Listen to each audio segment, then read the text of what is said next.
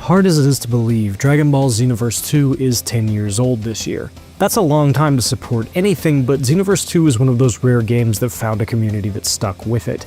Nothing lasts forever though, and Xenoverse 3 is looking to shake things up by moving the series to age 1000. At SGF, I got to play Xenoverse 3 and talk with producer Masayaki Hirano about age 1000, making a brand new Xenoverse game after 10 years, and why my character's room was so damn messy.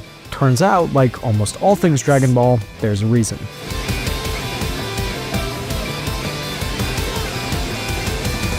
My demo started with character select, Earthling or Saiyan. Now, normally I'd pick a Saiyan. I mean, who doesn't love your hair getting progressively bigger and more yellow as you power up? Am I right?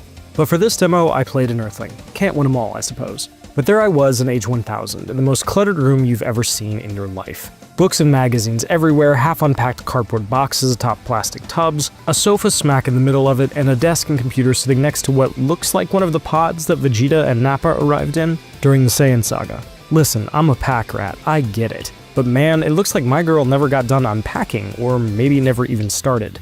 No time to tidy things up though. I had a mission, which meant heading down to the lobby and outside to meet up with my team.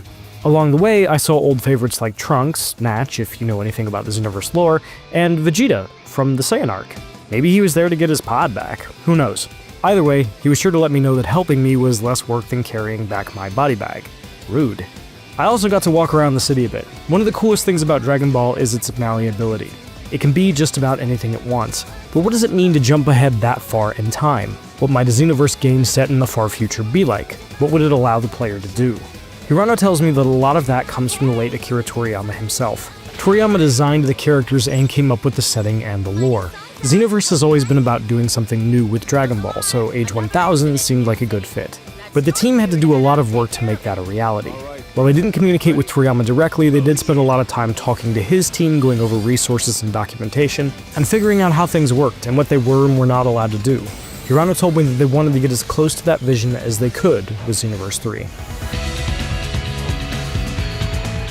Once I was on my mission, joined up with characters like Brett, who you might have seen in the trailers, it was time for some classic Xenoverse action. I was in a kind of icy canyon, full of enemies who wanted nothing more than to make sure my team and I would need the Dragon Balls if we wanted to keep breathing. I won't lie to you, it's been a hot second since I played Xenoverse 2, but it's just one of those games you jump back into. It didn't take long before I was flying into enemies at full speed, hitting them with a good old-fashioned combo, and canceling that into one of my special moves, like the Kamehameha or Kaioken combo that broke Nappa's back. It was fast and snappy and felt pretty slick. Almost there! If you've ever played any of the Xenoverse games, you'll be right at home, but it's easy to pick up and play even if you haven't, or haven't in a while. While I was taking out mooks, I got to play with a couple of Xenoverse 3's new additions. First, there are ultimate attacks. These aren't new exactly, but I did get to try out a crazy strong Kamehameha that lets you target multiple guys at once, and then unleash the power of the Kame style in a grand fashion. When you've got a group of baddies that absolutely positively has to die in Xenoverse 3, accept no substitutes. Perhaps less flashy but no less exciting is the Soul Assist, which allows you to call in a character to help you out. My Soul Assist was Vegeta from the Saiyan saga. Turns out his talk about teaming up wasn't just for show. When I called him in, he'd appear and we'd team up for a 2-person Gallic gun. Rad. Naturally, all of this stuff is on a cooldown timer/meter because video games are only allowed to be fun sometimes, but it does rule when you pull one of these techniques off, and it's especially useful against bigger enemies. Once all the mooks in my ice canyon were dealt with, it was time for the big bad booty daddy of my demo, Broly himself. You ever had a boy, I sure am glad I'm not alone in this fight against the boss moment? Yeah? Well, that's Broly. Super Broly, not the one from Z. Important distinction. Anyway, Broly's how you'd figure. He likes to form this big energy field around himself and shoot ki blasts everywhere. Hard to dodge unless you find the sweet spot amidst his barrage, or hide behind one of the big ice shards conveniently placed around the environment. That works great until Broly remembers he's Broly, and his ki blasts break through the thing, but hey, them's the breaks. Otherwise, he does Broly things, shoots giant energy waves from his mouth, smashes you into the ground and flings you mad yonder, and so on. Oh, and he blocks by crossing his arms and staring at you. It's a nice touch. When he's not doing that, or shooting energy blasts, your job is to get in his face and give him the business. And that's where Xenoverse 3's other cool new twist comes in play. The trick in question is called Soul Switch, which does exactly what it sounds like as your character pulls a blue flame into their chest and transforms into another character, complete with all their wonderful toys. This time around I got Trunks, and if you're watching this, you probably know all of them by heart. Burning Attack, it's there. The Slick Sword combo into Energy Blast that put Frieza down? Yep. Tossing a dude into the air and then hitting him with a massive Energy Blast? That too. Disappear for good! Soul Switch is a neat mechanic. It lets you be in the world with your own character while calling on a Dragon Ball character to not only power you up when you need it, but live out what it's like to be that character for a while. Pretty neat, and it worked pretty well against old Broly.